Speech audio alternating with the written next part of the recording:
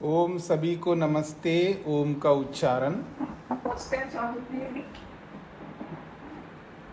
आप में से अभी कौन बोला है जी? अपना माइक बंद करके रखने के लिए मैंने बोला है। आपको वाणी से नहीं बोलना है, ये अनेक बार बता चुका हूँ। तो इसलिए आप इस बात पर ध्यान दीजिएगा, कोई भी अपने माइक को ऑन नहीं रखेंगे। जैसे ही 6 बजता है सब अपने अपने माइक को बंद करके रखेंगे। ओम का उच्चारण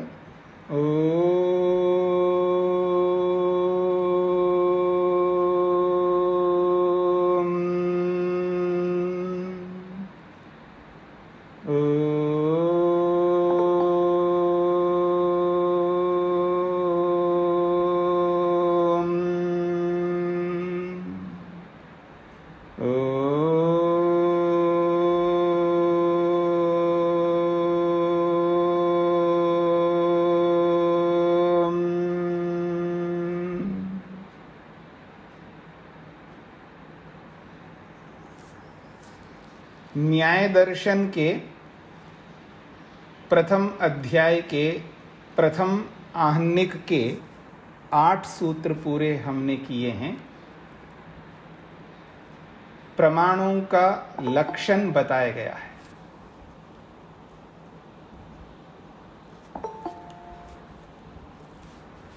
तो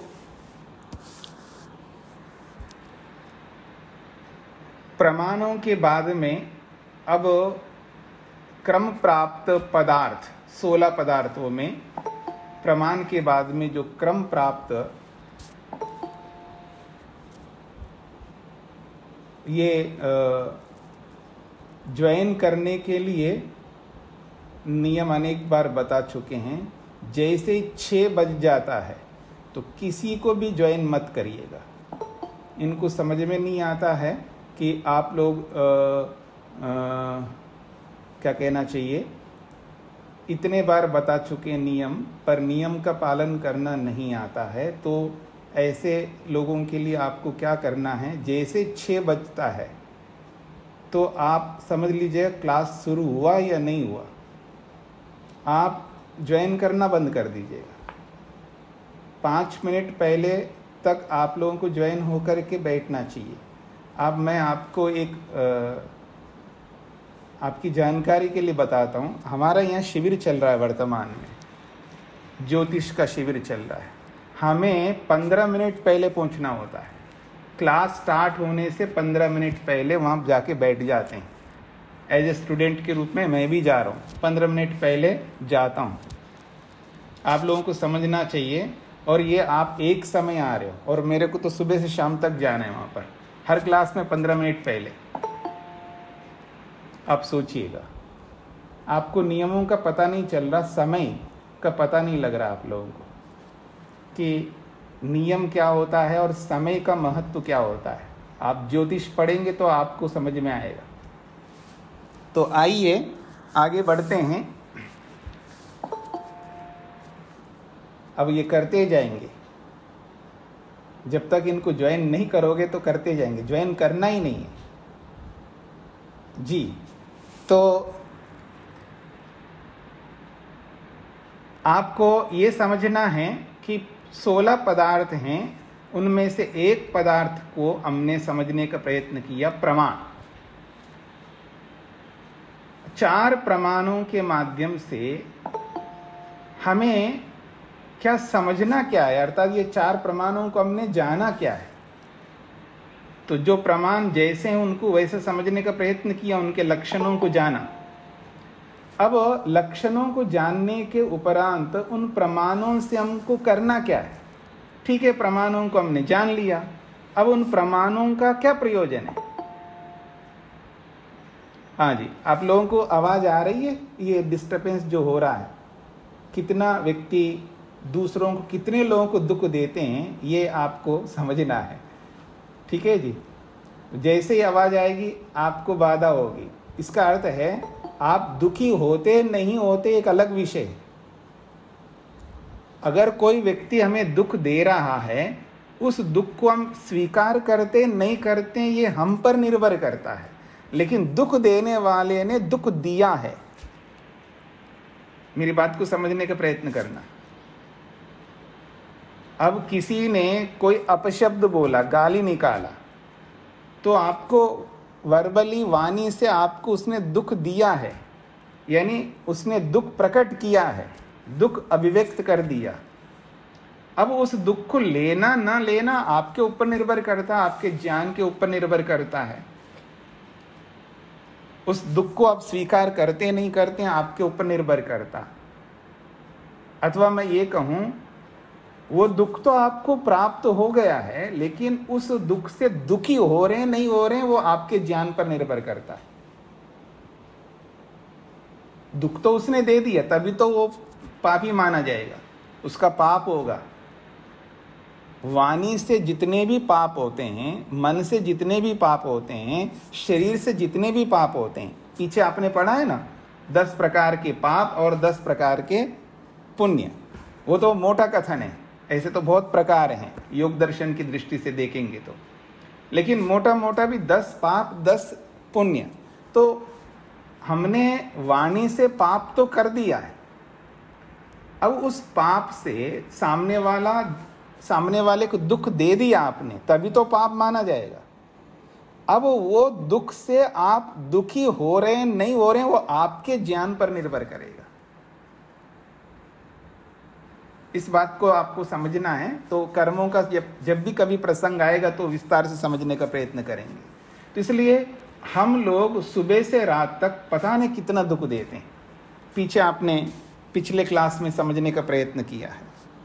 तो ये जो प्रमाण हैं, इन प्रमाणों को हमने जाना कि 4 प्रमाण होते हैं और ऐसे ऐसे प्रमाण होते हैं। अब इन प्रमाणों को जानने का मतलब क्या है, क्यों जाना हमने, प्रमाणों को जानने का क्या उद्देश्य है? देखिएगा, जो हमें ज्ञात है पदार्थ, वस्तु, प्रमेय, जिनको हम जानते हैं, पहले से जानते हैं, वो जाने हुए पदार्थ यथार्थ है या नहीं है, ये प्रमाणों से पता लगेगा। हम जो भी जानकारी रखते हैं, जो भी हम जानते हैं, जो भी हमारे पास जानकारी है, नॉलेज है, जो हमने अब तक जो नॉलेज गेन किया है, प्राप्त किया है किसी भी वस्तु के, किसी भी विषय के बारे में, वो यथार्थ है या अयथार्थ है, सत्य है या असत्य है, न्याय युक्त है अन्याय युक्त है, उचित है या अनुचित है, इसका बोध इन प्रमाणों से होगा। एक बात। दूसरी बात ये, जो अज्ञात पदार्थ है, अज्ञात वस्तुएं, जिनको आज तक हमने जाना ही नहीं, उनको जानने के लिए प्रमाण है। 2 बातें मैंने कही। जो अब तक हमने जाना है, जब से होश में आए तब से लेकर अब तक जो भी हमने जाना है, जैसा भी जाना है, उन जाने हुए विषयों को समझने के लिए वो उचित है या अनुचित है, उचित जाना है अनुचित जाना है, ये इन प्रमाणों के माध्यम से समझ में आएगा। और जो अभी तक जाना ही नहीं है, अज्ञात है, जिनको जानना बाकी है, पता नहीं कितना जानना है, हमको बहुत कुछ जानना है, उन सब को जानने के लिए प्रमाण है। इसलिए बहुत महत्वपूर्ण रखते प्रमाण। अब इन प्रमाणों से क्या जानना है, इस बात को मैं भूमिका की ओर ले चलता हूं। आपको ये दिमाग में रखना, जैसे 16 पदार्थ हमारे दिमाग में रहे, जब तक आप न्याय दर्शन पढ़ेंगे तब तक 16 पदार्थ हमेशा दिमाग में रहे।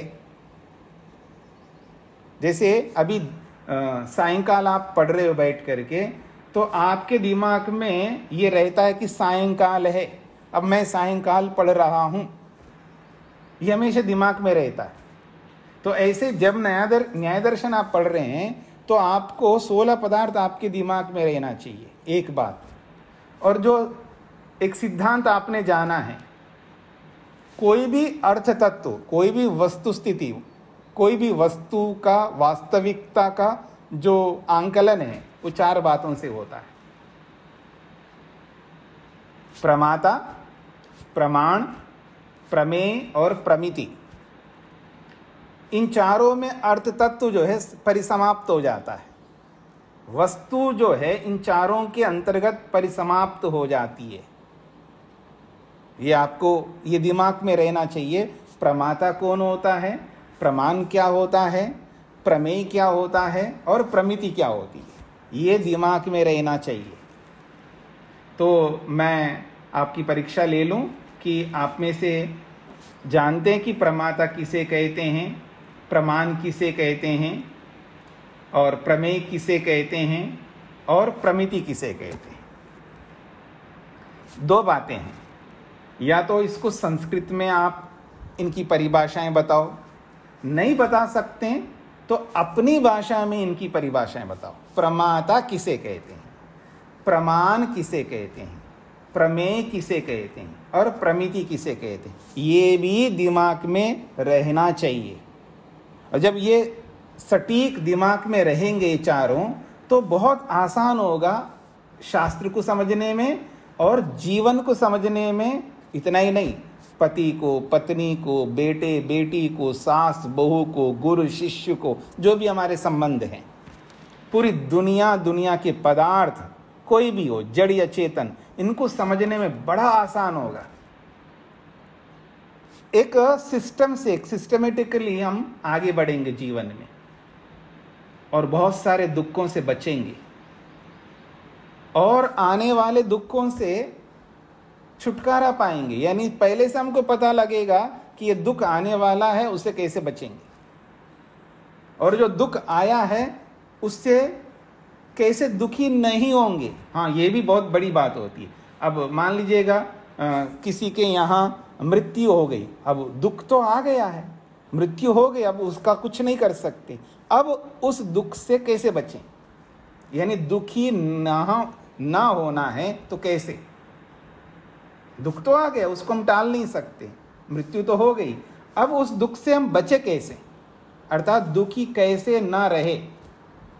दुख तो आ गया तो मैं रोता रहूं बैठ करके, अथवा उस दुख को हटा दूं, दुखी नहीं हूं, भले दुख रहने दो जब तक परिवार में, लेकिन मेरे को दुखी नहीं होना है, दुखी नहीं रहना है। ये कैसे हमको, ये सब प्रमाणों से, प्रमेयों से, इस प्रमाता को, प्रमाण को, प्रमेय को और प्रमिति को, इन सबको समझने से ही तो इस बातें सारी समझ में आएंगी। बहुत बड़ी गणित है, इसको समझने का प्रयत्न करिए। न्याय जो है, मैंने कहा था ना, न्याय आपको, मेरे को, हम सबको जीना सिखाता है, व्यवहार सिखाता है, हर वस्तु, हर व्यक्ति के साथ डील करना सिखाता है। न केवल चेतन के साथ हमको डील करना है, हमको जड़ वस्तु के साथ भी डील करना है। हाँ, जड़ वस्तु के साथ जड़ वस्तुओं का प्रयोग करते हैं ना, हम समुचित रूप से, ठीक प्रकार से जड़ वस्तुओं का भी प्रयोग कर पाएंगे, नहीं तो परेशान होते रहेंगे इन जड़ वस्तुओं से। तो इन सब बातों को समझते हुए हमको आगे बढ़ना है। तो आप में से कौन बताएंगे जी प्रमाता किसे कहते हैं?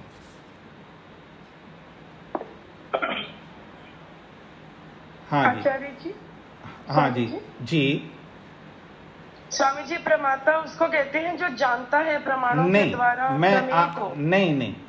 नहीं, पहले तो आप हाथ खड़ा करेंगे, जब मैं बोलूंगा आपको बताना है तो आप बताएंगे ना, नियम तो ये है। हाँ जी, तो काफी हाथ खड़े हुए हैं, तो मैं पूछूंगा सुभाष जी से, बताइए प्रमाता किसे कहते हैं?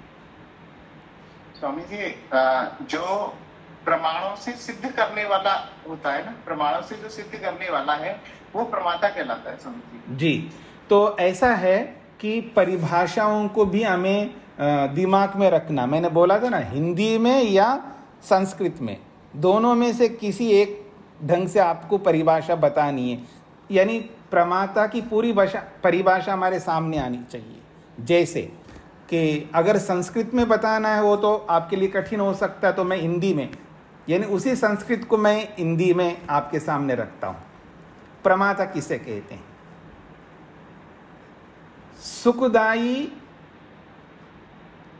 साधनों और सुख, या मैं ये कहूं सुख के साधनों को प्राप्त करने की इच्छा रखने वाला, दुख या दुख के साधनों को छोड़ने की इच्छा रखने वाला।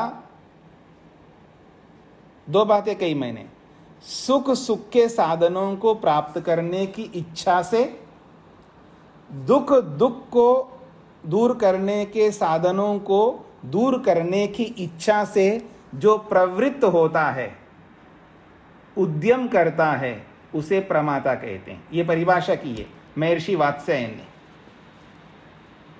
यस्य, बोलने की यहाँ लिखने की आवश्यकता नहीं है, ये सब लिखा हुआ आपने पढ़ चुके हैं। जो आप पढ़ चुके हैं वही मैं दोहरा रहा हूं। आपने पेज नंबर 4 पृष्ठ संख्या 4 पर ये सब पढ़ चुके हैं। वो बाद में देख लेना, आप समझ लीजिएगा। बाद में आप आवृत्ति कर लेना, उसको याद कर लेना, दिमाग में रख लेना। वहां लिखा है यस्य ईप्सा जिहासा प्रयुक्तस्य प्रवृत्ति स प्रमाता। जो ईप्सा और जिहासा, ईप्सा कहते हैं प्राप्त करने की इच्छा को, और जिहासा कहते हैं छोड़ने की इच्छा।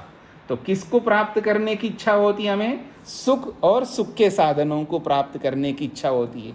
या तो कोई सुख है, उस सुख को प्राप्त करना चाहते हैं सीधा सीधा, या उस सुख के साधनों को प्राप्त करना चाहते हैं।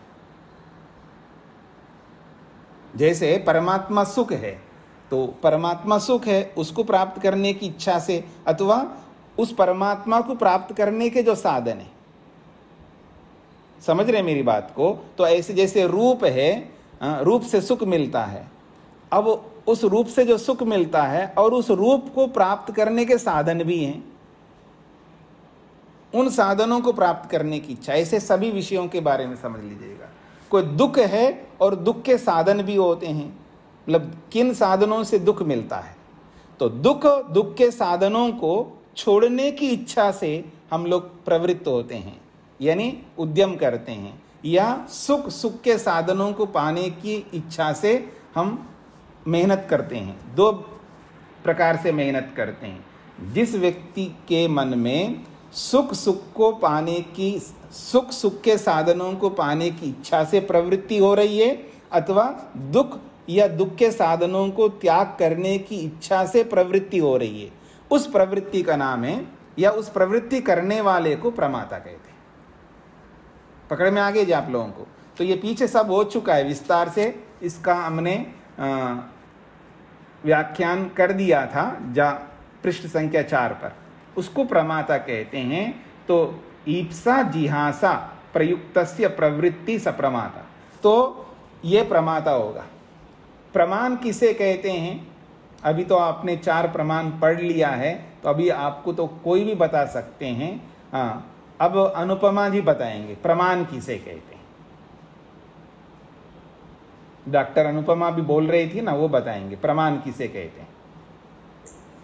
स्वामी जी, प्रमाण जैसे या प्रत्यक्ष या अनुमान या हम नहीं अर्थ जो इधर उधर की, प्रमाण माने जिसके द्वारा किसी वस्तु की निश्चयात्मकता को सिद्ध किया जाता है कि ये वस्तु है, उसके लिए हम प्रमाण जुटाते हैं।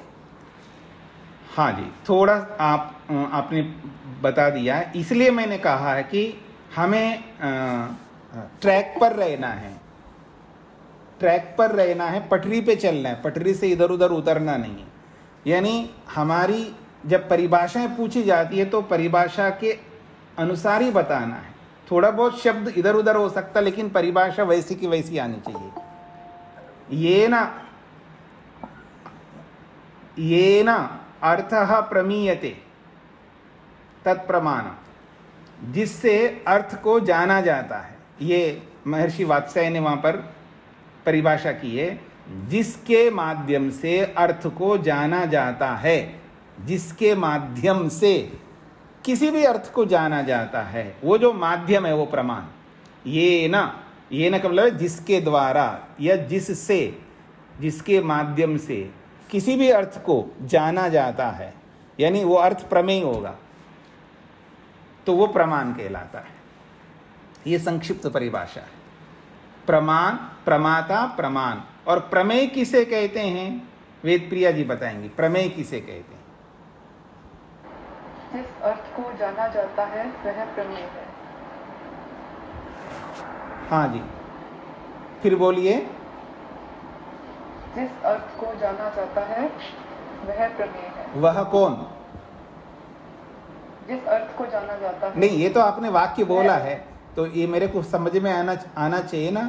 वह प्रमेय है, तो वह से किसको कह रहे हैं आप? वह अर्थ। हाँ, ये बात है। तो वह अर्थ प्रमेय है, ये हमारी बुद्धि में आना चाहिए। वाक्यावली हम बोल रहे हैं तो उस वाक्यावली से हम समझ क्या रहे हैं, ये भी हमें पता रहना चाहिए सबको। ठीक बात है। तो जिस अर्थ को हम जानते हैं, जिस अर्थ को जाना जा रहा है, जो अर्थ है वो प्रमेय है। प्रमाण के द्वारा जिस अर्थ को हम जान रहे हैं ना, वो अर्थ जो है वो प्रमेय है। पकड़ में आ रहा है जी? और प्रमिति किसे कहते हैं रूप जी? प्रमिति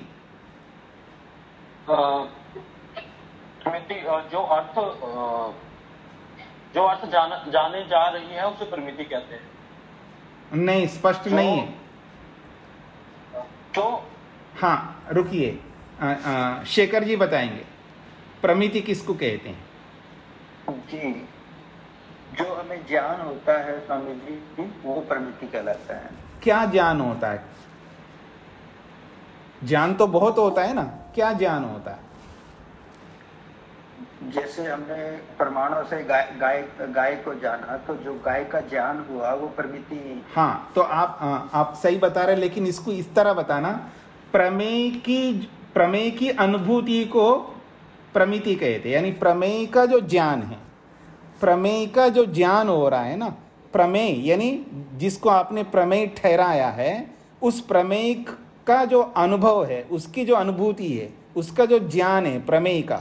जैसे इन्होंने बताया गाय एक प्रमेय है। प्रमेय का मतलब है जानने योग्य वस्तु है। तो उस गाय रूपी प्रमेय की जो अनुभूति है, उसका जो ज्ञान है, ऐसा गाय होता है। गल कंबल वाला होता है, और ऊपर उपड़ा हुआ कुमड़ एक होता है, जो भी उसका लक्षण है। तो ऐसा लक्षणों वाला जो गाय है, ऐसा जो आपको ज्ञान हो रहा है, ठीक है ना। हाथी का मतलब है सूंड होता है, मोटे मोटे पांव होते हैं, बहुत बड़ा प्राणी होता है। जो भी आप उसको जान रहे हो उस वस्तु को, तो प्रमेय का जो ज्ञान है, जो भी प्रमेय होगा उसका जो ज्ञान है, उस ज्ञान को प्रमिति कहते हैं। तो प्रमाता, प्रमाण, प्रमेय और प्रमिति, इन चारों के अंतर्गत सब कुछ आ गया। अर्थ तत्व जो है, जो पदार्थ जिसको कहते हैं हम, वो जो पदार्थ है वो इन चारों के अंतर्गत ही विराजमान है। ये 16 पदार्थ जो है इन चारों के अंतर्गत विराजमान है, यूं समझ लीजिएगा। तो अब जो महत्वपूर्ण विषय आ रहा है आपके सामने, प्रमाता जो है, प्रमाणों को जान लिया, अपने आप को यह एहसास करना मैं प्रमाता हूं, मैं प्रमाता क्यों हूं, ये हर व्यक्ति को यह अनुभूति होनी चाहिए। मैं किस कारण से प्रमाता हूं? प्रमाता का प्रमातत्व का एहसास बहुत बड़ी चीज होती है। जब मेरे को यह एहसास हो गया तुझे करना क्या है, उठ करके सोने तक, भाई अप्राप्त सुख को और उस सुख के साधनों को प्राप्त करना है, ये मेरा यही तो उद्देश्य है प्रमाता का। और जो प्राप्त दुख है और उस दुख के जो साधन हैं उनको दूर करना है। प्रमाता क्या करता है? सुबह उठ करके ही रात्रि में सोने तक क्या करता है? अप्राप्त सुख और उस सुख के साधनों को प्राप्त करने के लिए उद्यम कर रहा होता है। अथवा जो प्राप्त दुख है और उस दुख के जो साधन हैं उनको दूर करने के लिए प्रवृत्त हो रहा होता है, वो प्रमाता है। जब ये एहसास रखते हुए हम सब काम करेंगे तो हमारी प्रवृत्ति जो है एकदम बदल जाएगी। समझने का प्रयत्न करना। प्रमाता की अनुभूति रखते हुए जब व्यक्ति आगे प्रमेय के साथ जुड़ता है, प्रमाण के साथ जुड़ता है, प्रमिति के साथ जुड़ता है, उसका एक लक्ष्य एकदम अलग होता है। तो इसको मैं दूसरे शब्दों में बोलूं, एक अनपढ़ व्यक्ति और एक पढ़ा लिखा व्यक्ति, दोनों का सोच कैसा होता है जी? एकदम डिफरेंट होगा ना। अनपढ़ व्यक्ति का सोच और पढ़े लिखे का सोच किसी वस्तु के विषय में, जब आप जब ज्योतिष को समझेंगे ना, कुंडली को समझेंगे ना, कुंडली बनाते हैं ना, कुंडली, सब लोग कुंडली बनाते हैं। तो कुंडली क्या होता है? अब अनपढ़ का सोच कुंडली के बारे में क्या होता है, यह पढ़े लिखे का सोच क्या होता है? पढ़े लिखे का मतलब है ज्योतिष शास्त्र को पढ़ा हुआ, यानी गणित ज्योतिष को, यहाँ फलित ज्योतिष की बात नहीं हो रही है। गणित ज्योतिष को समझने वाले का जो उसकी मानसिकता होती है, और अनपढ़ व्यक्ति की मानसिकता क्या होती है? ग्रह के बारे में, लग्न के बारे में, मुहूर्त के बारे में, हाँ, क्या मानसिकता होती है, क्या लग्न है, क्या मुहूर्त है, इसके बारे में एक सोच निखर के आता है। जैसे इंजीनियरिंग के विषय में, इंजीनियरिंग का जो इंजीनियर है उसका सोच कैसा होता है, और जो इंजीनियरिंग को नहीं जानता है उसका सोच कैसा होता है। मैं और दूसरी बात कहता हूँ, जो फार्मर होता है, किसान होता है, एग्रीकल्चर जो पढ़ा हुआ होता है उसका एक अलग सोच होता है, और जिसने कुछ नहीं पढ़ा फिर भी खेती करता है उसका बिल्कुल अलग सोच होता है। लेकिन दोनों के सोच में थोड़ा सा समानता रहेगी, बहुत कुछ समानता रहेगी। लेकिन खेती करना कुछ नहीं जानता तो वो उस विषय में अनपढ़ है, और जो खेती करना सब कुछ जानता है वो खेती के बारे में जानकार है। तो दोनों का सोच कैसा होता है? तो ऐसे सभी विषयों में आपको समझना है। तो ऐसे ही यहाँ पर भी हमें ये समझ करके चलना है कि जो प्रमेय है बहुत महत्वपूर्ण चीज़ है, और ऐसे ही प्रमाता भी बहुत महत्वपूर्ण चीज़ है, और प्रमाण भी बहुत महत्वपूर्ण है, और प्रमिति भी, क्योंकि ये चारों मिलकर के आप क्या समझ रहे हैं? ईश्वर प्रमेय है, याद रखना, ईश्वर क्या है? प्रमेय है, और मैं प्रमाता हूँ। और ईश्वर की जो प्रमिति है, उसका जो ज्ञान है, और उस ज्ञान को करने के लिए जो साधन प्रमाण है, ये चारों को अगर हमने सटीक समझ लिया है तो हमारी मुक्ति हो जाएगी। ये समझ लिया, यानी हम मुक्ति की ओर बहुत अग्रसर हो जाएंगे। ये समझ में नहीं आ रही, इसलिए तो हम पिछड़े हुए हैं, बैकवर्ड क्लास के हैं, और बैकवर्ड से भी नीचे हैं हम लोग, ऐसे समझ लीजिएगा। तो ये हमें समझ करके उसको उसी रूप में हमको आगे बढ़ना है। मेरा उद्देश्य ये है कि हम ये समझते हुए आगे बढ़े, केवल पंक्तियां पढ़ करके हाँ जी हो गया आगे बढ़ते जाएंगे, तो इससे कोई लेना देना नहीं है। शास्त्र पढ़ने के बाद भी ऐसा हो जाएगा कि हाँ पढ़ा है। जैसे मैं आपसे पूछूं, वेदांत पढ़ लिया जी आपने? पढ़ लिया जी, कुछ बताइए वेदांत के बारे में। फिर आप या तो नीचे देखोगे या ऊपर देखोगे। अगर समझ करके चलेंगे तो हम कभी भी बता सकते उसके बारे में। समझ करके चलना है हमें, केवल पढ़ना नहीं है। और इसको जीवन के साथ छोड़िए। जैसे खाना हमारे जीवन का एक अंग है, वस्त्र पहनना हमारे जीवन का एक अंग है, हाँ, घर में रहना हमारे जीवन का एक अंग है, जूते चप्पल सैंडल पहनना हमारे जीवन का एक अंग है। ऐसे बहुत सारे जीवन के अंग बने हुए हैं। तो ऐसे ही इसको भी जीवन का अंग बना के चलना है। तो हम भाई शास्त्र पढ़ने का उद्देश्य यही है ना कि हमें अभ्युदय और अपवर्ग को प्राप्त करना है, भोग और अपवर्ग को प्राप्त करना है। इसी के लिए तो हम शास्त्र पढ़ रहे हैं, नहीं तो और क्यों पढ़े हम लोग। तो इस उद्देश्य को पूरा करने की दृष्टि से हमको आगे बढ़ना है। बस शीघ्रता से पढ़ करके तो जा सकते हम लोग। मतलब अगर आप व्याकरण है, मतलब भाषा विज्ञान को जानते हैं और व्याकरण पढ़े हैं तो ठीक है, मैं 8-9 महीने में पढ़ा दूंगा इसको। लेकिन आप ऐसे है ही नहीं, तो 8-9 महीने में तो होने का है ही नहीं है, जिस गति से हम लोग चल रहे हैं। तो इसको थोड़ा समझते हुए चलेंगे।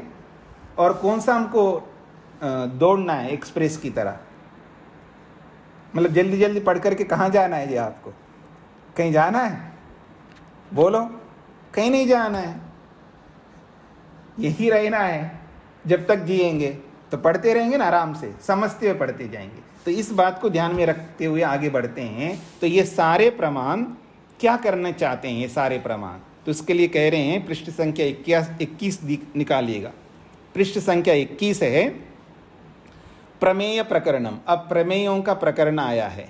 किम पुनः अनेन प्रमाणेन अर्थजातम प्रमातव्यम इति प्रश्न किया है।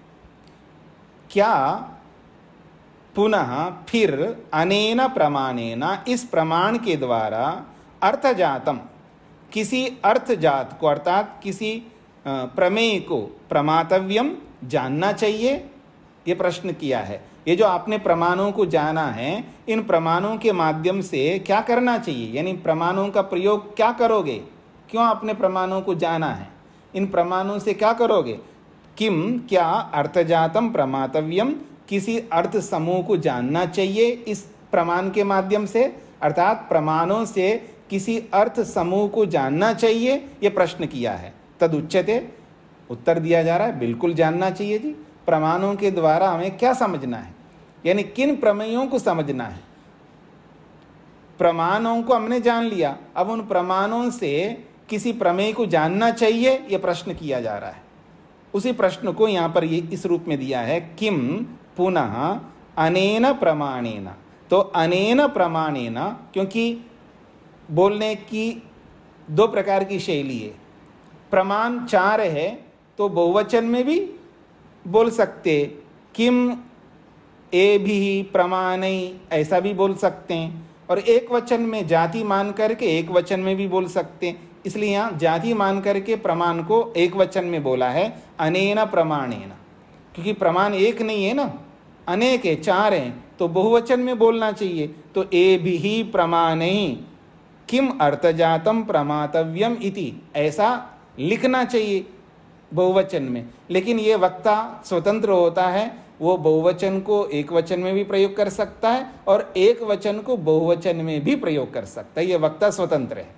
तो कहते हैं अनेन प्रमाणेन, इस प्रमाण के द्वारा क्या किसी अर्थ समुदाय को जानना चाहिए, ऐसा प्रश्न किया जा रहा है। तो कहते बिल्कुल जानना चाहिए। तदुच्यते, कौन सा वो अर्थ समूह है जिसको हमें जानना चाहिए, वो सूत्र के माध्यम से बताया जा रहा है। सूत्र संख्या 9। प्रश्न समझ में आ गया आप लोगों को? तो आगे बढ़ते हैं। तो सूत्र है आत्मा शरीर, अलग अलग करके बोल रहा हूं मैं, आत्मा शरीर इंद्रियार्थ बुद्धि मनः प्रवृत्ति दोष प्रेत्यभाव फल दुख अपवर्गाः तु प्रमेय। अब मिलाकर के बोलूं, आत्मा शरीरेन्द्रियार्थ बुद्धि मनः प्रवृत्ति दोष प्रेत्यभाव फल दुखापवर्गास्तु प्रमेय। आत्मा शरीरेन्द्रियार्थ बुद्धि मनः प्रवृत्ति दोष प्रेत्यभाव फल दुख अपवर्गास्तु प्रमेय। तो यहाँ पर आप एक एक गिनिएगा, कितने प्रमेय हैं वो आपको समझ में आएगा। आत्मा, शरीर, इंद्रिय या इंद्रियार्थ है यहाँ पर। आत्मा शरीर इंद्रियार्थ, इंद्रियों के अर्थ, इंद्रिय अलग नहीं है, इंद्रियार्थ।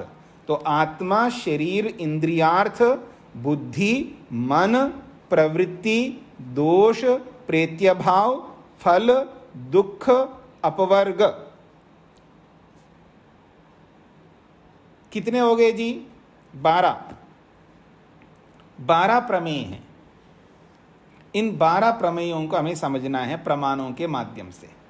तो सूत्रार्थ तो सरल है, आत्मा शरीर इंद्रियार्थ बुद्धि, अच्छा इंद्रियां अलग है और अर्थ अलग है, दोनों अलग अलग है, ठीक है, इसलिए हाँ 12 होगा। आत्मा शरीर इंद्रिय अर्थ बुद्धि मनः प्रवृत्ति दोष प्रेत्यभाव फल दुख अपवर्ग, ये 12 हो गए। इंद्रिय भी अलग है, ठीक है। तो ये 12 प्रमेय हो गए जी। तो ये 12 प्रकार के प्रमेय हैं, ये गिनाया उन्होंने। बाकी इतना ही है, सूत्र में तो इतना ही समझना कि 12 प्रमेय होते हैं। कौन से हैं वो? ये आत्मा शरीर इंद्रिय अर्थ बुद्धि मन प्रवृत्ति दोष प्रेत्याभाव फल दुख और अपवर्ग, ये 12 प्रमेय होते हैं। तत्र आत्मा, आत्मा सर्वप्रथम पहला प्रमेय है जी। आत्मा, आत्मा कौन है? यह आत्मा से जीवात्मा को लिया जा रहा है, आत्मा से यहां पर जीवात्मा को लिया जा रहा है और आत्मा की विशेषता बताई जा रही है। आत्मा क्या है? तत्र आत्मा सर्वस्य दृष्टा, सबको देखने वाला। अब यहाँ सर्व शब्द जो है, सब, सर्व का मतलब है सब। अब सब जो है ये आपेक्षिक शब्द है। आपेक्षिक शब्द समझते हैं ना, विवक्षा वाला शब्द है। विवक्षा आपेक्षिक शब्द है। मतलब जैसे हमें सूर्य को देखना है, चंद्र को देखना है, किसी भी ग्रह नक्षत्र को देखना है, तो हमें किसी को आधार बनाते हैं ना, तो धरती को आधार बनाएंगे हम, क्योंकि धरती पे ही हम लोग, तो धरती की अपेक्षा से सूर्य, नक्षत्र, ग्रह, उपग्रह ये सब देखेंगे। ठीक है, जो एक बेस बनाना पड़ता है। तो अब सब का मतलब सब किस परिप्रेक्ष्य में, किस, सब तो बहुत कुछ होता है ना, सब में तो सब कुछ है, सब कुछ हमारा विषय नहीं बन सकता है ना। सबका मतलब है पूरी दुनिया में जो कुछ भी है वो सब हमारा विषय नहीं बन सकता, तो हमें अपेक्षा रखनी होती है। जैसे बेटे ने बोला है माँ मेरे को भूख लग रही है, तो माँ ने बोला है जाओ किचन में और खा लेना, और वो किचन में जाकर के देखता है जहाँ रोटियाँ रखी हुई है जिस पात्र में, और जिस पात्र में सब्जी रखी हुई है, जिस पात्र में दाल रखा हुआ है, जिस पात्र में चावल रखा हुआ है, हाँ, जिस पात्र में चटनी रखी हुई है, जिस पात्र में जितने भी व्यंजन होते हैं ना, आप क्या समझते हैं कि बस दाल और रोटी खा लिया बस हो गया, अथवा सब्जी और चावल खा लिया हो गया? ऐसा नहीं है ना, सब प्रकार के व्यंजन होने चाहिए ना। हाँ जी, मिडिल क्लास के लोगों के लिए बोल रहा हूँ मैं। मतलब आप क्या समझते भाई, एक रोटी बना ली, एक सब्जी बनाया, बस हो गई जी। हाँ जी, क्या खा रहे हो जी? बस ये रोटी सब्जी खा रहा हूँ, दाल रोटी खा रहा हूँ। ऐसा नहीं खाना होता है, खाने में सब प्रकार के व्यंजन होना चाहिए। हाँ, याद रखना। फिर तो बहुत खर्च आएगा। हाँ, करो ना खर्चा खाने में, कपड़ों में क्यों करते हो बेकार? मेरी बात को समझना, सारे न्यूट्रिशंस मिलने चाहिए ना। सबसे बड़ी बात है आदमी के जितने भी रोग आते हैं ना, उनमें एक बहुत बड़ा कारण है कि कुपोषण, पोषक तत्व नहीं ले रहा है व्यक्ति। जितने न्यूट्रिशंस चाहिए शरीर को, वो सारे नहीं लेता, काम चला रहा होता खाने में, और कपड़े में काम नहीं चलाता वो। मतलब जहां काम चलाना चाहिए वहां तो दिखा रहा है व्यक्ति। हे भगवान, जब लोग यात्रा में निकलते हैं ना, अभी हमारे यहाँ कुछ लोग आए थे, 10, 12, 13 लोग आए थे। एक गाड़ी में तो उनका लगेज भरा, एक गाड़ी अंदर। हाँ, ठीक है जी, एक गाड़ी में वो 10-12 लोगों का एक गाड़ी के अंदर सारा लगेज भरा। मैंने कहा कि आप घर परिवर्तन कर रहे हो क्या? मतलब घर का सारा सामान ले जा रहे हो क्या? घर का सारा सामान लाए क्या यहाँ पर? नहीं जी, घर का सारा सामान है तो फिर कई ट्रक चाहिए। हम तो केवल 7 दिन के लिए हम आए, तो 7 दिन का है सामान। अच्छा, मतलब कितना सामान होता है व्यक्ति का, दिखाना है, सब दिखावा है। मैंने कहा 2 ड्रेस ले आते आप, एक पहनते और एक धो लेते हैं। नहीं जी, 7 दिन हमको रुकना है तो 7 ड्रेस लाएं। पुरुष के तो 7 ड्रेस होते हैं और महिलाओं के तो पता नहीं कितने होंगे। तो कहने का अभिप्राय ये है कि बहुत कुछ है ना, बहुत कुछ। तो यहाँ पर हमें ये समझना है कि माँ ने बोला है किचन में जाओ खा लो। बेटे ने एक प्रश्न किया, मतलब सब खा लो? तो माँ ने कहा सब खा लो, क्योंकि बाकी सब खा चुके हैं, एक ही व्यक्ति बचा हुआ है। मेरी बात समझने का प्रयत्न करना, एक ही बचा हुआ, सब खा चुके हैं। देर से उठता है ना आदमी, लंच की बात हो रही है, देर से उठता है, 12-1 बजे उठता है, फिर वो तैयार होता है, आते आते 2 बज जाता है, 3 बज जाता है, तब तक तो सब खा चुके हैं घर के दूसरे सदस्य लोग, अब एक ही बचा हुआ है। तो बोलता है माँ सब खा लूं? तो माँ ने सब खा लो। अब सब का मतलब क्या लोगे आप? अपेक्षा रखोगे ना, अपने घर को अपेक्षित करके तो सब का अर्थ लोगे ना, या पूरे दुनिया में, या पूरी दुनिया में जितना भोजन है वो सब खाने का है, ऐसे तो अर्थ नहीं ले सकते हो ना। घर को ध्यान में रख करके ये सब अर्थ होगा। ये पकड़ में आ रहा है जी, सब का मतलब क्या होता है, कैसा अर्थ लेना होता है? तो अपेक्षा से इसको कहते हैं विवक्षा। अपेक्षा कहिए, विवक्षा कहिए, ये वाक्यार्थ बोध करने के जो 4 नियम आपने पढ़े ना, उनको यहाँ लागू करना होता है। तो कहते हैं सर्वस्य दृष्टा, सबको देखने वाला, अब ये जीवात्मा को ध्यान में रख करके हमें ये बात समझना है, सर्वस्य दृष्टा का मतलब ईश्वर की तरह सर्वद्रष्टा यहाँ पर नहीं है। ये वही अर्थ लगाना है सर्वस्य दृष्टा का अर्थ। फिर कहा सर्वस्य भोक्ता, सबको भोगने वाला। ये सब विवक्षा वाले अर्थ है। और एक शब्द आए, देखिए आपको आश्चर्यचकित करेगा, सर्वज्ञ। जीवात्मा को बोला जा रहा है सर्वज्ञ। सर्वज्ञ जैसे परमात्मा को सर्वज्ञ कहते हैं ना, तो ऐसे यहाँ जीवात्मा को भी सर्वज्ञ कहा है। फिर कहा सर्वानुभवी, सबको अनुभव करने वाला। सबको अनुभव करने वाला, सबको जानने वाला और सबको भोगने वाला और सबको देखने वाला, ये जीवात्मा की विशेषण है। फिर बोलता हूं, सर्वस्य दृष्टा, सबको देखने वाला, सर्वस्य भोक्ता, सबको भोगने वाला, सर्वज्ञ, सबको जानने वाला, सर्वानुभवी, सबको अनुभव करने वाला। कौन होता है? आत्मा होता है। ये आत्मा के विशेषण है। अब ये आपको विवक्षा रख करके देखना है। सर्वस्य दृष्टा का मतलब है सबको देखने वाला। वो सब कौन है? तो उसके क्षेत्र में जितने आएंगे उन सबको, तो 12 प्रमेयों को देखने वाला, क्योंकि हमारे लिए 12 प्रमेय बताए यहाँ पर। 12 ही तो बताए ना यहाँ पर। हमें कितने प्रमेय जानना है जी? यहाँ पर 12 प्रमेय जानना है। 13, 14, 15 तो बिल्कुल नहीं, हमारे को केवल 12 प्रमेयों को जानना है। याद रखना, हमें केवल इन्हीं 12 प्रमेयों को जानना है। तो सर्वस्य दृष्टा मतलब इन 12 प्रमेयों को देखने वाला, सर्वस्य भोक्ता, इन 12 प्रमेयों को भोगने वाला, सर्वज्ञ, इन 12 प्रमेयों को जानने वाला और इन 12 प्रमेयों का अनुभव करने वाला। ठीक है जी। इसी परिप्रेक्ष्य में देखना, यही आधार को ध्यान में रखना है। तो जीवात्मा को भी सर्वज्ञ अगर कहीं बोला जाता है तो ये अर्थ लेना है। ये अर्थ का मतलब है वहां जिस प्रसंग में उसको सर्वज्ञ बोला है, वहां विवक्षा किसको ध्यान में रख करके, किसको आधार बेस बना करके बोला जा रहा है, वो बेस हमको पकड़ना है। फिर पकड़ करके उसी परिप्रेक्ष्य में अर्थ लगाना है। जैसे मैंने उदाहरण दिया है, किचन में जाकर के बेटा बोलता है माँ सब खा लूं, तो माँ बोलती है सब खाओ।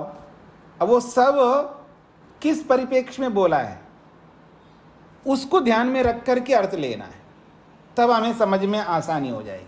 तो ऐसे ही यहाँ पर तो सर्वस्य दृष्टा, सर्वस्य भोक्ता, सर्वज्ञ, सर्वानुभवी। तो जीवात्मा जो है सबको देखने वाला है, 12 प्रमेयों को देखने वाला है, 12 प्रमेयों को भोगने वाला है। आपको समझ में आना चाहिए कि वो इन सब को भोगेगा, 12 प्रमेयों को भोगेगा और सर्वज्ञ, इन 12 प्रमेयों को जानने वाला है। जानना होगा आपको, मेरे को, सबको, और इन सबका अनुभव करना होगा। तो सर्वानुभवी, सबको अनुभव करने वाला, सबको जानने वाला, सबको भोगने वाला और सबको देखने वाला, वो जीवात्मा होता है। ये स्पष्ट हो गया आपको? आगे बढ़ते हैं। आत्मा को बता करके, ये तो एक संक्षेप बताए यहाँ पर, आगे आत्मा को और विस्तार से बताएंगे, पर यहाँ संक्षेप से आत्मा को बताया है। और दूसरा प्रमेय है शरीर। शरीर को शरीर क्यों कहते हैं? तो कहते हैं तस्य। अब ये तस्य किसके लिए है तो आपको तुरंत समझना है। तस्य ये सर्वनाम है, तो इससे पहले जो संज्ञावाची शब्द आया है वो कौन है? आत्मा है। आत्मा संज्ञावाची शब्द है और उसका ये सर्वनाम है तस्य। तस्य का मतलब है आत्मना, उस आत्मा का। तस्य का मतलब है उस आत्मा का। भोगायतनम, भोग तो समझते हैं आप लोग, और आयतनम का अर्थ होता है आधार, बेस। तो उस जीवात्मा के भोग का जो आधार है वो कौन है? शरीरम, शरीर है। जीवात्मा भोगना चाहता है, जीवात्मा भोगना चाहता है। अब भोग का आधार चाहिए, बिना आधार के जीवात्मा भोग नहीं सकते। इससे भी आपको पता लगेगा कि भूत प्रेत होते नहीं होते। भूत प्रेत को समझने के लिए बहुत सारे कारण हैं, उनमें से एक ये भी कारण है। देखिएगा, ये कह रहे हैं तस्य भोगायतनम शरीरम, भोग का जो आधार है वो शरीर है। अब जो मर गया उसका भोग का आयतन है क्या? आधार है? नहीं है। तो कैसे भोगेगा? नहीं भोग सकता वो। क्योंकि भोग का आयतन ही नहीं है। आयतन का मतलब आधार, भोगने का आधार जहां होगा वहीं भोग हो सकता है, बिना आधार के भोग नहीं हो सकता। तो ये भोग का आधार है शरीर। जीवात्मा अगर भोग रहा है तो उसको आयतन होना चाहिए, उसके बिना वो भोग नहीं सकता। इसलिए यहां पर शरीर को भोग का आधार बताया है। फिर आगे तीसरा प्रमेय है इंद्रिय। भोग साधनानि इंद्रियाणि, और भोग किसी के माध्यम से होगा ना, अपने आप भोग नहीं सकता ना। जीवात्मा के पास इतना सामर्थ्य नहीं है वो बिना साधन के भोग सके। तो कहते हैं भोग साधनानि इंद्रियाणि, भोग के जो साधन होते हैं, भोग को भोगने के जो साधन हैं वो इंद्रियां हैं। जीवात्मा के भोग के जो साधन हैं उन साधनों को इंद्रियां बोला यहां पर।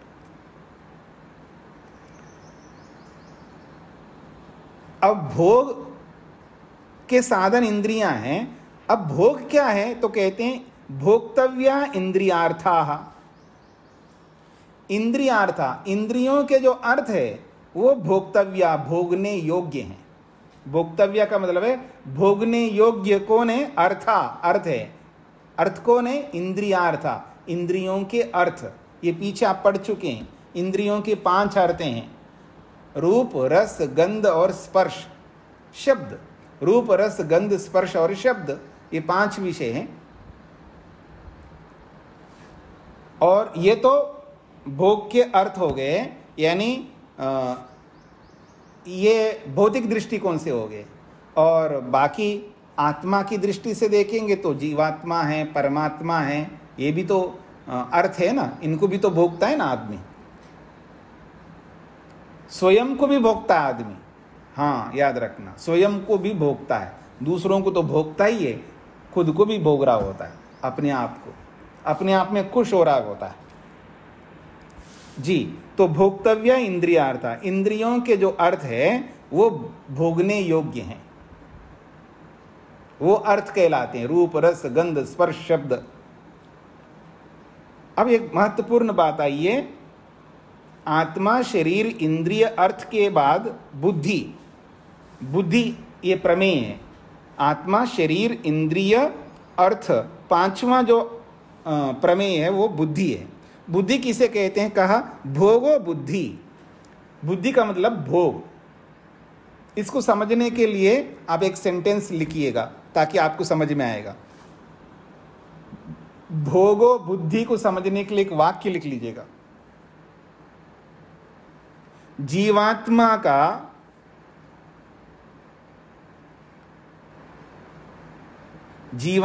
का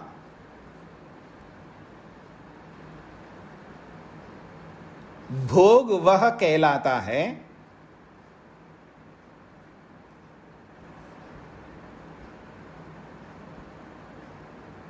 जीवात्मा का भोग वह कहलाता है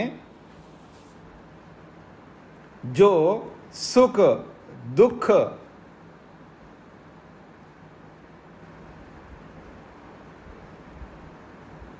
सुख दुख आदि का ज्ञान।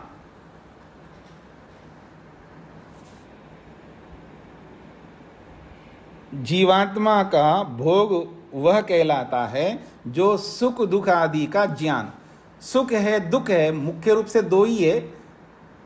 सुख और दुख ये मुख्य रूप से 2 ही है। तो सुख का ज्ञान, दुख का ज्ञान, ये है भोग। या मैं दूसरे शब्दों में बोलूं, दुख की अनुभूति और सुख की अनुभूति, ये भोग है। दुख की अनुभूति या सुख की अनुभूति, ये जो अनुभूति है, किसकी अनुभूति हो रही है? सुख की अनुभूति हो रही है। किसकी अनुभूति हो रही है? दुख की अनुभूति हो रही है। इसी अनुभूति को भोग कहते हैं। इसलिए यहां पर भोगो बुद्धि कहा है। भोग का मतलब बुद्धि, बुद्धि का मतलब ज्ञान, अनुभूति। वो अनुभूति, वो ज्ञान किसकी अनुभूति है? किसका ज्ञान है? सुख और दुख। यही तो है, 2 प्रकार के भोग भोगते हम लोग, या तो सुख या दुख, यही तो भोग है हमारे।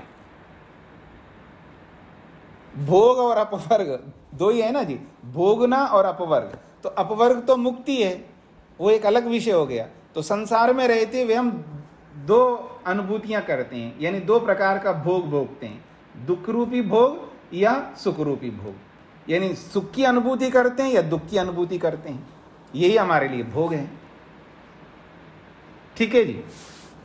भोग का अर्थ यहां पर बुद्धि अर्थात अनुभूति, ज्ञान।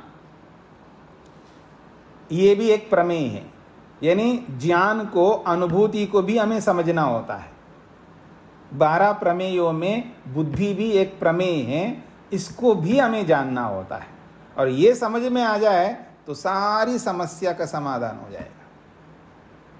जो बिना मतलब के परेशान होते हैं ना हम लोग, वो सारी परेशानियां समाप्त हो जाएंगी। मैंने अनेक बार आपको उपनिषद पढ़ाते समय, वेदांत पढ़ाते समय, एक बार नहीं न जाने कितने बार इस बात की, भोग की बात की है मैंने। भोग को लेकर के, बुद्धि को लेकर के, अनुभूति को लेकर के अनेक बार मैंने आपको बताया है, आगे भी बताऊंगा जब प्रसंग आएगा। तो चलते हैं जी। भोग का अर्थ यहां पर बुद्धि है, अनुभूति है। आगे बढ़ते हैं। बुद्धि के बाद अगला प्रमेय है मन। मन किसे कहते हैं उसको बताया यहां पर। सर्वार्थोपलब्धो न इंद्रियाणि प्रभवन्ति इति सर्व विषयम अंतःकरणम मनः। मन की विशेषता बताई जा रही है यहां पर। मन को क्यों मानना पड़ रहा है? बीच में एक कड़ी है, बिना मन को माने ही इंद्रिय और अर्थ के साथ सन्निकर्ष हो रहा है। आत्मा का इंद्रिय और अर्थ के साथ सन्निकर्ष हो रहा है, तो आत्मा इंद्रिय के साथ जुड़ता है और इंद्रिय अर्थ के साथ जुड़ता है। बीच में ये मन को क्यों बिना मतलब जोड़ रहे हो आप? मन को मानने की क्या जरूरत है? आगे बताएंगे, आगे जाकर के इसका विस्तार से बताएंगे। मन को, जब मन का प्रसंग आएगा, मन रूपी प्रमेय की जब चर्चा करेंगे, तब वहां विस्तार से आप समझने का प्रयत्न करेंगे। लेकिन मन को बीच में माने बिना तो बात समझ में नहीं आएगी। पहले आपको मैं उदाहरण देता हूं, बाद में ये पंक्ति आपको समझ में आएगी। हाँ जी, हाँ जी, थोड़ा हाथ दो, ऐसा करो हाथ, तो मैंने आपके हाथ में लड्डू दे दिया। बोलते ना, हाँ जी प्रसाद लीजिएगा, तो आप जैसे कोई आदमी, हाँ जी प्रसाद लो, तो आप क्या करते हो? हाथ पसारते हो और हाथ में लेते हो प्रसाद। मंदिरों में और जगह पर आजकल आर्य समाजों में भी प्रसाद देने लगे, तो हाँ जी प्रसाद, तो हाथ आप पसारते हो। तो हाथ पसारते तो आपके हाथ में लड्डू दे दिया मैंने, ठीक है जी। अब लड्डू दे दिए तो आपके हाथ में लड्डू है, मेरी बात को ध्यान रखना। आपके हाथ में लड्डू है, लड्डू का स्पर्श हो रहा है आपको, ठीक है ना? लड्डू के रूप देख रहे हैं आप, लड्डू की सुगंध भी आ रही है, उसमें केसर का, इलायची का, जो भी है उसमें डाला हुआ कंटेंट्स जो भी डालें आप, तो उसकी सुगंधी भी आ रही है, स्पर्श भी हो रहा है और उसके रूप को भी समझ रहे हो। हाँ, और उसकी गंध भी आ रही है आपको। रूप, रस, गंध, स्पर्श, शब्द, ये सब उसके अंदर पांचों विराजमान है और पांचों की अनुभूति आप नहीं कर सकते। पांचों आपके साथ में विराजमान है, आपके साथ सन्निकृष्ट है पांचों, लेकिन पांचों का ज्ञान नहीं कर सकते आप। पांचों सामने होते हुए भी आप पांचों का एक साथ ज्ञान नहीं कर सकते। इंद्रियों का अर्थ के साथ सन्निकर्ष तो हो रहा है, लेकिन आप पांचों का ज्ञान नहीं करोगे, एक समय एक का ही करोगे। चलिए, आप मुंह में रख कर उसका रस नहीं ले रहे हैं, उसको छोड़ दीजिएगा। और उसको जब लड्डू को थोड़ा सा, मैंने बोला है ना, ये शादी की लड्डू है, याद रखना। कौन सा लड्डू है जी? शादी का है, यानी शादी का लड्डू है। तो शादी हो गई है 15 दिन पहले, 15 दिन पहले का लड्डू है, थोड़ा सा कठोर हो गया। जब इसको खाते समय उसको आप मुंह में रखोगे तो तोड़ोगे उसको, आवाज भी आएगी, तो शब्द भी आ जाएगा। तो पांचों विषय वहां पर उपलब्ध है आपके सामने, तो आप मुंह में रखा नहीं है और तोड़ा नहीं है, तो शब्द और रस आप को छोड़ दीजिए, लेकिन तीन तो आपके सामने है। मतलब स्पर्श भी हो रहा है, हाँ, रूप भी दिख रहा है और गंध भी आ रही है, अच्छी गंध आ रही है। तो तीनों सामने होते हुए भी तीनों की अनुभूति एक साथ नहीं करते हैं आप, बारी बारी से करते हैं। तो तीनों के साथ इंद्रियों का सन्निकर्ष हो रहा है, तो भी आप तीनों की अनुभूति नहीं करते, एक ही अनुभूति करते हैं। एक के बाद एक, एक के बाद एक, ऐसे बारी बारी से करते हैं। एक साथ तीनों की अनुभूति कर ही नहीं सकते आप। तो क्यों नहीं कर रहे? जब इंद्रिय और अर्थ के साथ सन्निकर्ष होने पर भी आपको ज्ञान क्यों नहीं हो रहा है? तो कहते हैं नहीं, इसलिए नहीं हो रहा है, बीच में मन नहीं जुड़ा है। मन जिसको आपको दर्शाएगा वही अनुभूति आप करोगे। यानी मन जिसके साथ जुड़ेगा उसी की अनुभूति आप करोगे। मन यदि नासिका के साथ जुड़ेगा, मैं थोड़ा सा आराम से बोलता हूँ, घ्राणेन्द्रिय के साथ में जब मन जुड़ेगा तो आपको गंध की अनुभूति होगी। नेत्रेंद्रिय के साथ जब मन जुड़ेगा तो आपको रूप की अनुभूति होगी। जब आप रसना इंद्रिय के साथ जब मन जुड़ेगा तो रस की अनुभूति होगी, और श्रोत्र के साथ में जब मन जुड़ेगा तब आपको शब्द की अनुभूति होगी। मन जब स्पर्शेंद्रिय के साथ जुड़ेगा तो स्पर्श की अनुभूति होगी। ये अलग बात है, आपको तीनों एक साथ लग रहे हैं लेकिन एक साथ नहीं हो रहे होते, बारी बारी से हो रहे होते हैं। आप सूक्ष्मता से अनुभव करोगे तो आपको पता लग जाएगा कि वो बारी बारी से हो रहे हैं। गंध जब आप गंध लेने लग रहे होते हैं ना, आपकी नजरिया जो है ना रूप के प्रति कम हो जाएगी, और जब उसका स्पर्श के प्रति आप स्पर्श को अनुभव करने लगेंगे ना, हाँ ये तो बड़ा अच्छा लग रहा है, जब स्पर्श के प्रति आप एकाग्र होंगे तो स्पर्श जो है मुख्य हो जाएगा, बाकी जो है गौण हो जाएंगे। अर्थात वास्तव में वो गौण ही है, उनकी अनुभूति नहीं हो रही है, लेकिन लग रहा है आपको उनकी भी हो रही है। तो एक समय एक ही हो रही होती है अगर आप सूक्ष्मता से देखेंगे। जैसे कोई व्यक्ति दौड़ रहे हैं ना, जैसे रनिंग करते हैं ओलंपिक में, जो अंतिम 10 लोग दौड़ते हैं ना गोल्ड मेडल के लिए, तो जिस तीव्र गति 100 मीटर का 200 मीटर का जब आप देखोगे, विशेषकर 100 मीटर का जिस गति से दौड़ते हैं और उस बेल्ट को जो टच करते हैं, ऐसा लगता है तीनों एक साथ टच किए, लेकिन बाद में पता लगता है कोई प्रथम, कोई द्वितीय, कोई तृतीय। वो हमको आंखों से तो एक साथ दिख रहे होते हैं, लेकिन वो मेजरमेंट हम आंखों से नहीं ले पाएंगे कि तीनों एक साथ टच किए हैं या कौन कब टच किया है। हमारी आंखों में इतना सामर्थ्य नहीं हम उसको पकड़ सकें, तब वो फिर वो कंप्यूटर से देख करके वो मेजरमेंट लेते हैं कि कौन कब टच किया है। तो सूक्ष्म यंत्र होते हैं। तो ऐसे ही यहाँ पर समझ लीजिएगा। अब बहुत ध्यान से आप समझेंगे तो बारी बारी से तीनों की अनुभूति हो रही होती है, एक साथ नहीं हो रही होती। तो ये एक साथ इंद्रियों के साथ तो संपर्क हो रहा है अर्थ के साथ में, लेकिन अनुभूति एक साथ नहीं हो रही है। इसके पीछे क्या कारण है? तो वो बोलता है इसके पीछे एक और यंत्र लगा हुआ है, उसी का नाम मन है। यही कहना चाह रहे हैं यहाँ पर इस पंक्ति में। देखिएगा, सर्वार्थ उपलब्धो, सभी अर्थ उपलब्ध होने पर, रूप रस गंध स्पर्श शब्द, ये पांचों विषय उपलब्ध होने पर, न इंद्रियानि प्रभवंती, इंद्रियां उनको पकड़ नहीं पा रही होती है। यानी पांचों विषय सामने होते हुए भी, पांचों विषय आपके सामने होते हुए भी इंद्रियानि न प्रभवंती, इंद्रियां प्रवृत्त नहीं हो रही उन पांचों के लिए। क्यों? क्योंकि सर्व विषयम अंतःकरणम, क्योंकि इन पांचों इंद्रियों को विषय बनाने वाला बीच में कोई कड़ी है, उसी कड़ी को, उसी अंतःकरण को यहाँ मन शब्द से बोला है। क्योंकि मन जुड़ने पर ही वो इंद्रिय प्रवृत्त हो सकती है। मन अगर नहीं जुड़ा है तो आपके सामने होते हुए भी आप उसकी अनुभूति नहीं कर पाओगे। ये इसका अभिप्राय है। पांचों विषय आपके सामने हैं। रूप, जैसे मैंने लड्डू बताया है, तो उस लड्डू में 5 विषय, रूप रस गंध स्पर्श और शब्द, पांचों विषय आपके सामने उपलब्ध होने पर भी पांचों इंद्रियां प्रवृत्त नहीं हो रही हैं एक साथ।